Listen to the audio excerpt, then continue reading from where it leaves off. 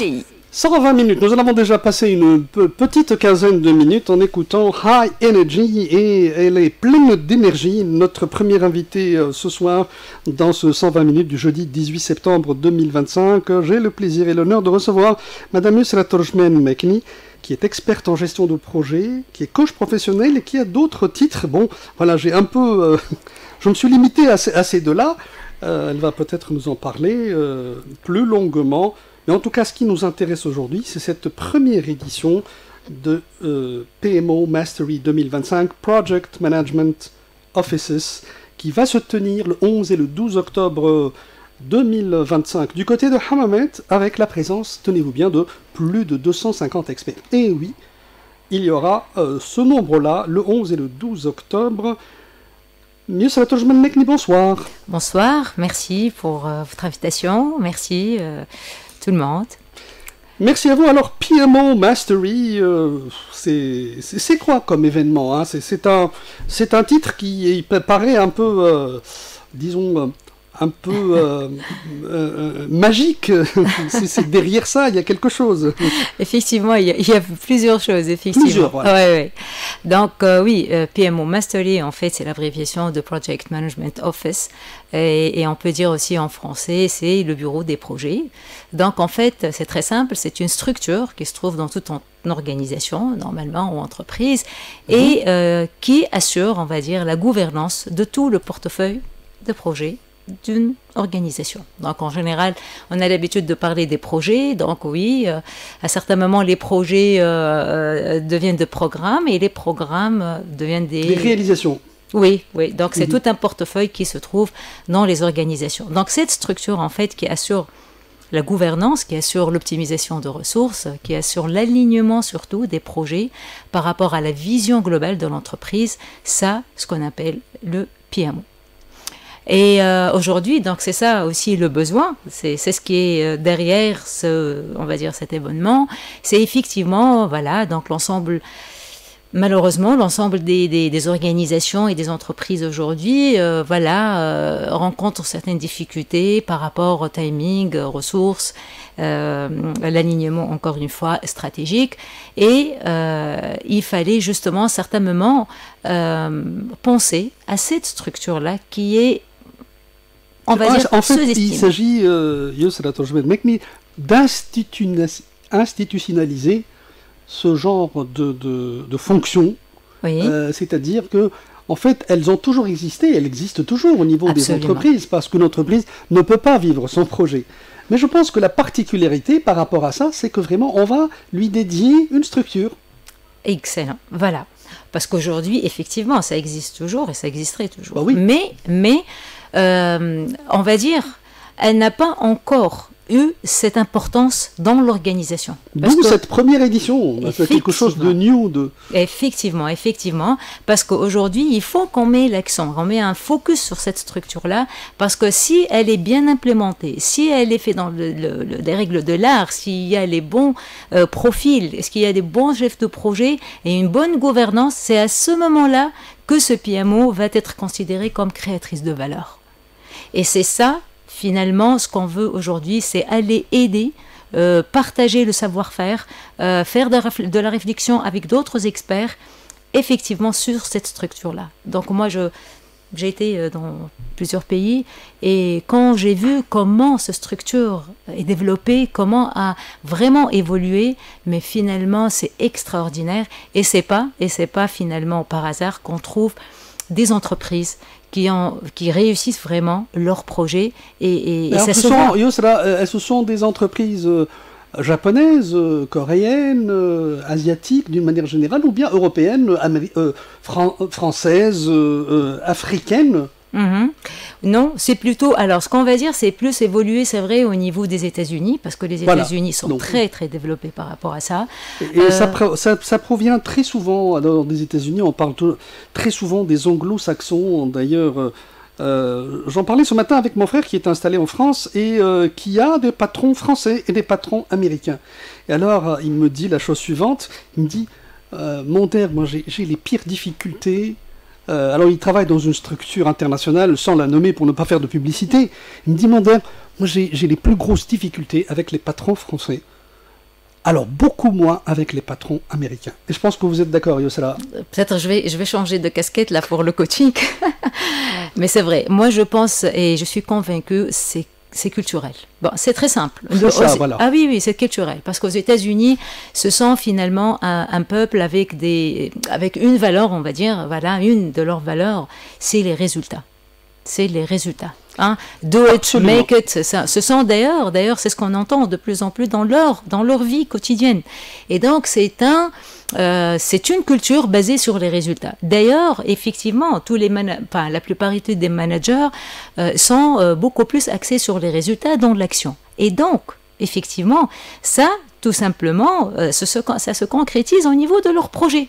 Eh bien, c'est ça. Lorsqu'on a un projet, il n'y a pas toute cette tolérance par rapport au délai. On a besoin de montrer qu'il y a des résultats derrière. Et donc, pour atteindre ces résultats et la performance, il faut déjà qu'on travaille sur la gouvernance, sur les outils, sur les approches. Et alors, autre chose, et je termine avec ça, parce que c'est un témoignage quand même vivant, il me dit, moi, le temps que je perds dans les élucubrations, les calls, les emails avec les Français, excusez-nous, chers Français et Françaises qui nous écoutez, eh ben, là, je laisse tomber un peu mon côté technique, de technicien, d'expert, et d'aller plutôt vers des choses qui vont plus vers la psychologie, les ressources humaines, etc.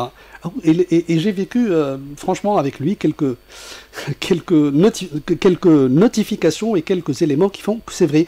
Et je suis peut-être amené à dire, Yousra, que nous avons hérité peut-être de ça. Nous avons hérité de cette...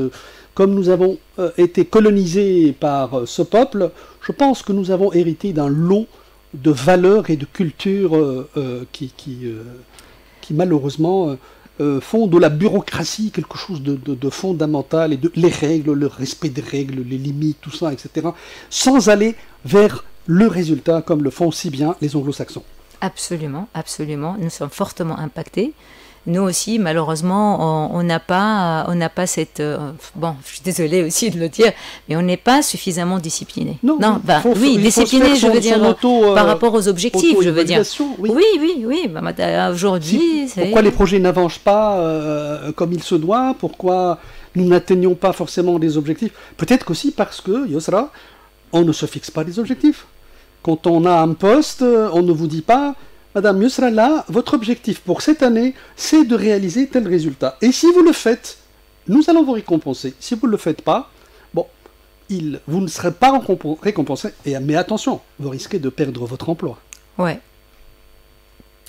De toute façon, si je parle un peu de mon expérience, donc sur le marché, que ce soit sur le marché tunisien, moi aussi je suis membre du Judging Committee, PMO Global 1 aussi, ils sont de projets de grande envergure. Moi, ce que je remarque, effectivement, malheureusement, on a encore beaucoup de problèmes, spécifiquement au niveau de la planification. Si je peux parler un peu technique, quoi.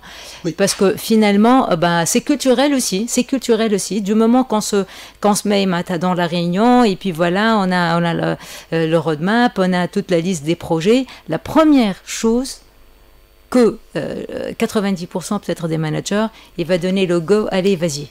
Ok, et tu vas trouver tout le monde en mode pompier dans l'organisation, tout le monde avec des dizaines de projets et de droite et à gauche. En allant un peu dans tous les sens. Absolument. Et donc, la première chose qu'on fait, c'est que finalement, on fonce sur la partie exécution.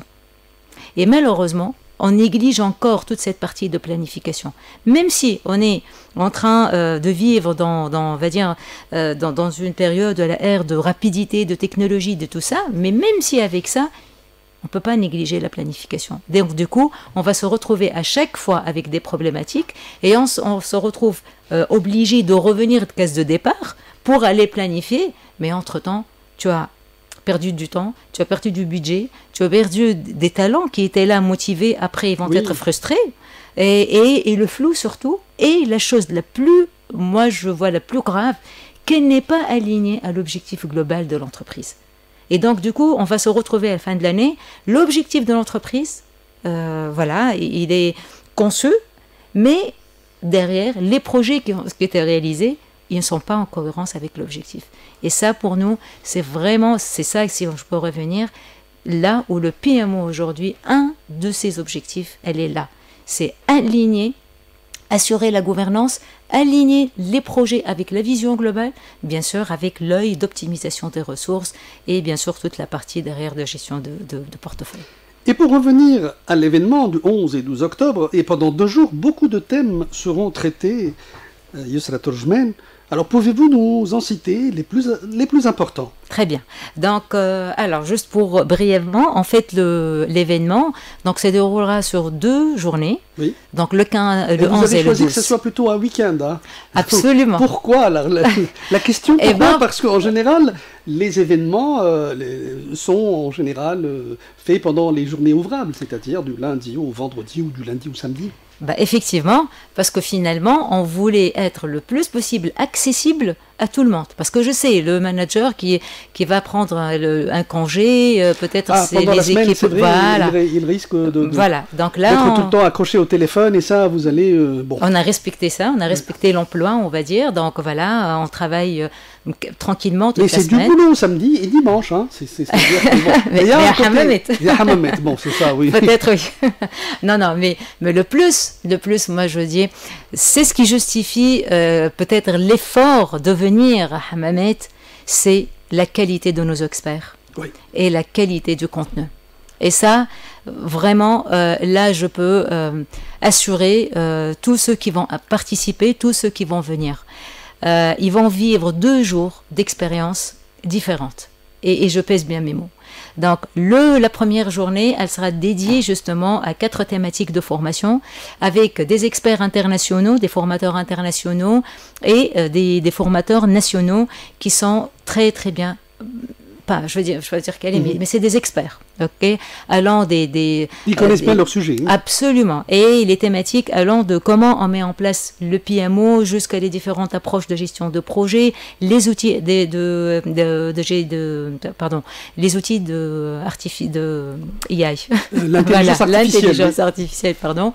Donc aujourd'hui, qui se met à la disposition des chefs de projet, jusqu'à le KPI et dashboard. Ouais. Et donc, ce sont tous des thématiques alors extraordinaires qui ne font qu'aider aujourd'hui nos experts à bien mener leur projet et aussi à mener la gouvernance de leur portefeuille.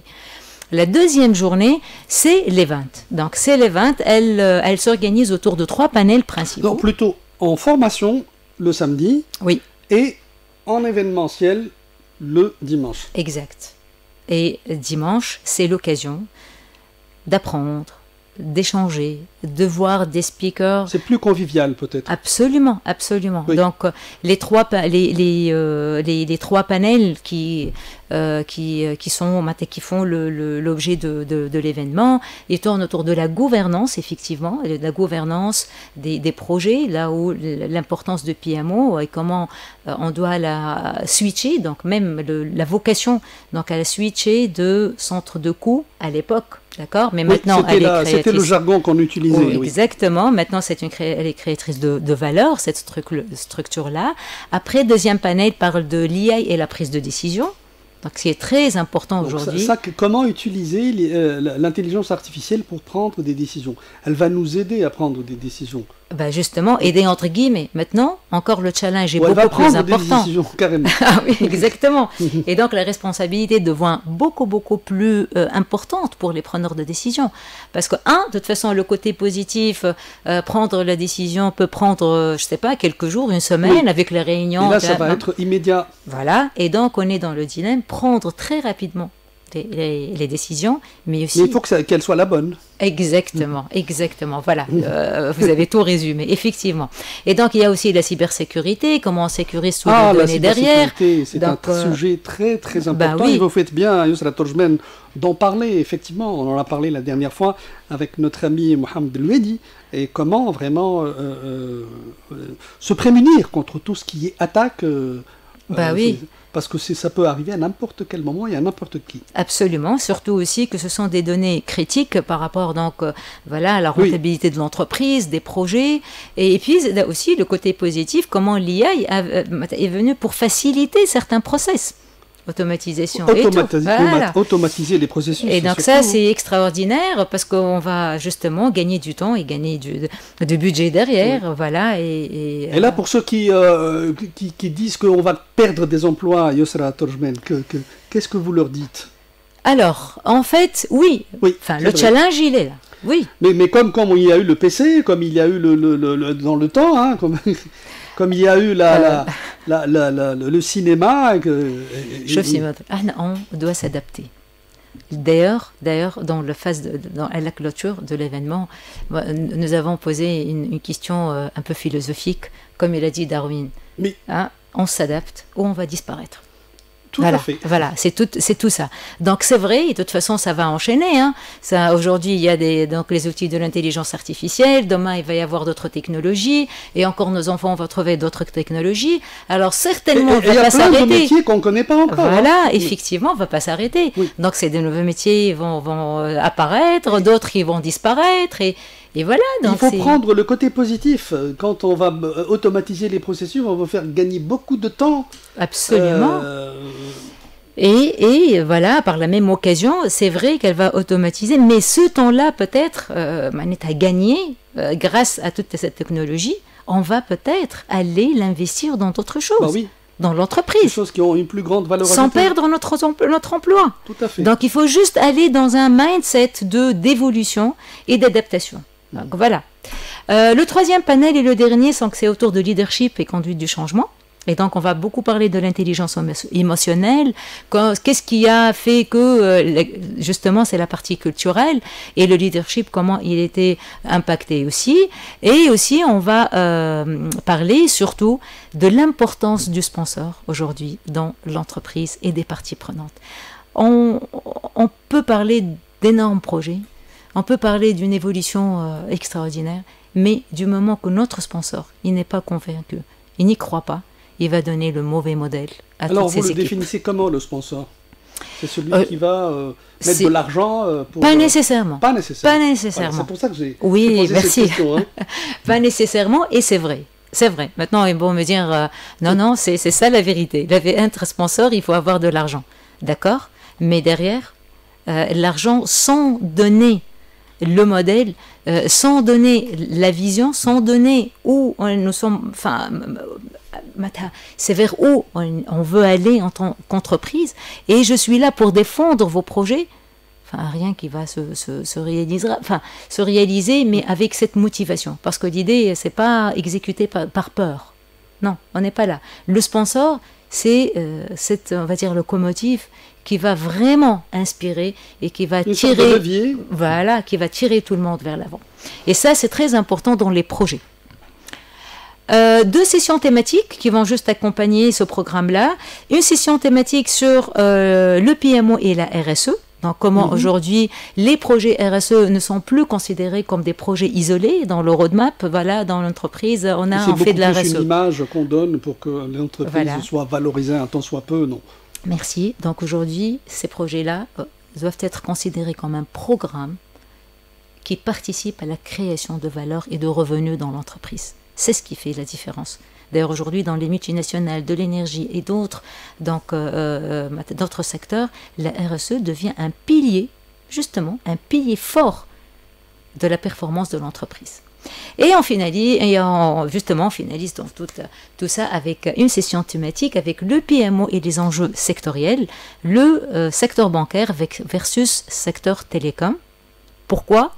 Alors pourquoi cette justement, sorte de match ? Parce que en fait, c'est 2 leviers de l'économie tunisienne, mais éventuellement avec 2 approches différentes de gestion de projet et des contraintes, on va dire, réglementaires. Mais avec ces différentes, on va dire, challenges, avec ces différentes approches, malgré ça, ils arrivent à réussir leur projet et mener l'économie. Donc, juste le message, c'est, bien que les différentes approches sont différentes, c'est pas du tout un problème ou une difficulté, du moment que la vision est là, les moyens sont là, le sponsor il est là pour tirer vers le haut, et finalement la réussite de projet sont certainement là.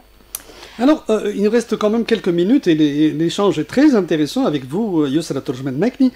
Quels sont les principaux intervenants là? Parce que vous nous donnez un peu comment dirais-je, Oui. une sorte d'appétit pour En participer fait, on va dire, à ces journées. oui, oui. Enfin, c'est un événement, moi, je trouve, qui a fort potentiel. Parce que finalement, alhamdoulilah, donc nous avons réussi quand même à inviter des speakers internationaux et nationaux de fort et de grand calibre. Donc aujourd'hui, rien que pour dire peut-être pour les chefs de projet qui sont un peu habitués avec la certification PMP, donc l'un des fondateurs du PMP sera là avec nous et c'est pour la première fois en Tunisie. C'est Monsieur Lee Lambert qui sera là, donc qui va venir pour parler. Il a un keynote donc pour parler de l'importance de l'information, comme c'est la circulation sanguine d'une entreprise. Donc c'est justement c'est sa contribution. On aura bien sûr d'autres nationalités qui sont là, de l'Afrique, du Golfe, et qui sont les meilleurs. Ils sont vraiment des personnes, des très experts. Aussi, Oui, oui. Oui, oui, ils ont fait énormément d'efforts sur cette partie-là.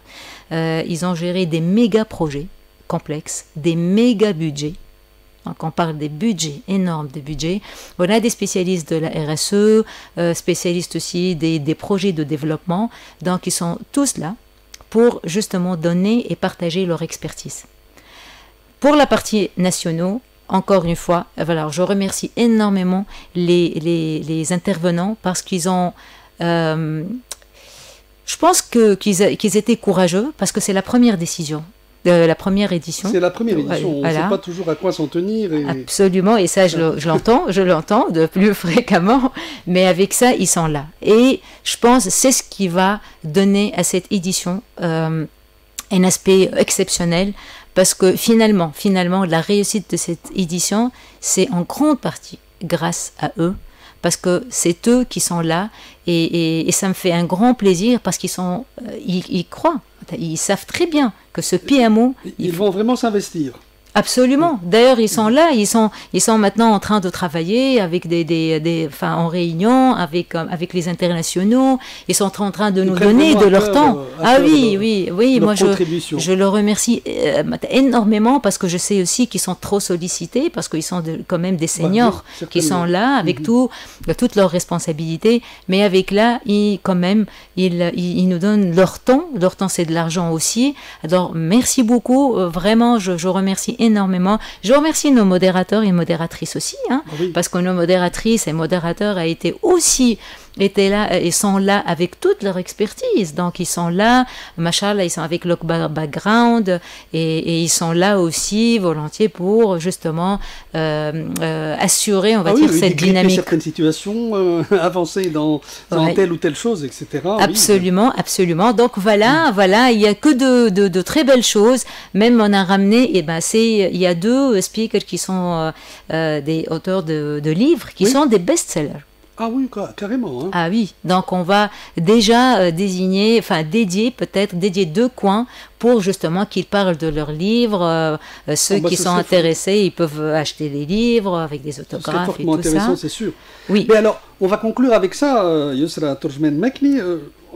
Résumé, voilà, quels vont être les points forts? Alors, nous en avons parlé, il y en a tellement, je veux dire, à travers les intervenants, à travers les sujets, à travers... tout ça, mais si vous êtes demandé un peu de résumer vraiment les points forts, les grands axes, qu'est-ce que vous direz? Il faut investir en soi-même. Moi, c'est... Ça, c'est le premier conseil. Oui. C'est-à-dire, aujourd'hui, si les meilleurs experts sont là, à 1 heure de temps, de Tunis, peut-être à moins en 30 minutes, je ne sais pas d'autres. Et d'ailleurs, par la même occasion, les premiers participants étaient des Sfaxiens, de Sfax. Et donc, pour te dire, c'est loin, mais avec ça, ils sont là. Et donc, un remerciement aussi pour les participants. Je veux dire que venez, vous n'allez pas regretter, parce que finalement vous allez trouver des experts qui sont là, qui vont vous faire gagner énormément du temps, rien qu'à faire leur réflexion, rien qu'à faire leur partage d'expertise. Et puis c'est une occasion aussi, les preneurs de décision, d'être là, de faire de faire des réflexions, d'apporter, d'inspirer les chefs de projet qui sont encore peut-être juniors ou middle et qui veulent justement être un jour un responsable PMO.